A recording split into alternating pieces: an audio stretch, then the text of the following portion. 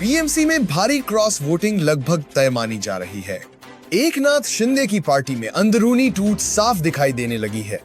पार्षद अब पूरी तरह कंट्रोल में नहीं है और भारतीय जनता पार्टी का मेयर अब सिर्फ संभावना नहीं बल्कि लगभग तय हकीकत बन चुका है। आज मुंबई की राजनीति में ऐसी हलचल है जिसे सिर्फ शब्दों में नहीं महसूस किया जा सकता है।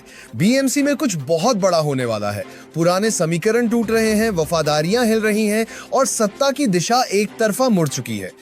आज सवाल ये नहीं है कि बीएमसी का मेयर कौन बनेगा। आज सवाल ये है कि कितने पार्षद अपने नेता को छोड़ देंगे, कितने वोट अंदर ही अंदर पलट चुके हैं और कितनी बड़ी क्रॉस वोटिंग बीएमसी को हिला देगी।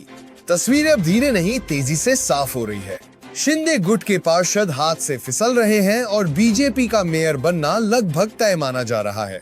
लेकिन कहानी इतनी सीधी नहीं है। ये बंद कमरों की बैठकों की कहानी है।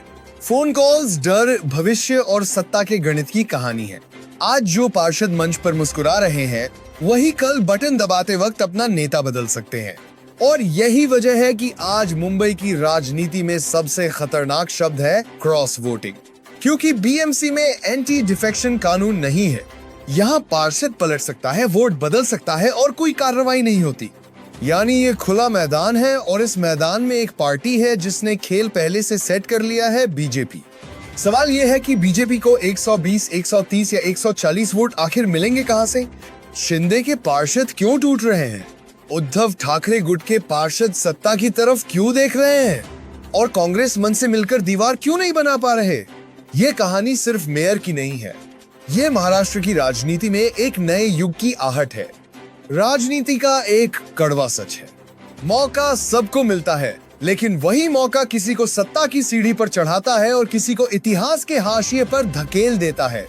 जब कोई सहयोगी खुद को जरूरत से ज्यादा बड़ा समझने लगता है, जब उसे लगता है कि सत्ता उसके बिना नहीं चल सकती, वहीं से उसका पतन शुरू होता है।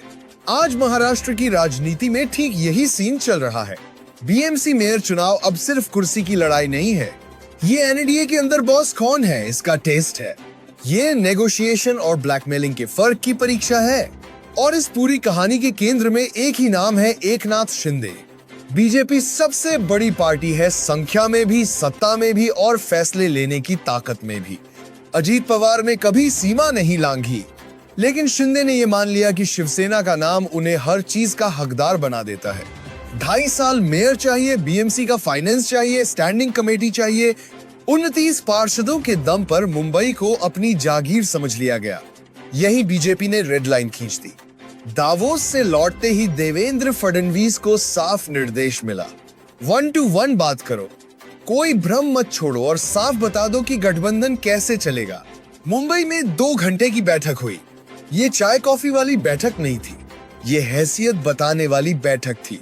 इसलिए अगर आपने अभी तक सब्सक्राइब नहीं किया है तो अभी सब्सक्राइब कीजिए, क्योंकि आपकी एक क्लिक किसी सच्ची खबर को जिंदा रख सकती है।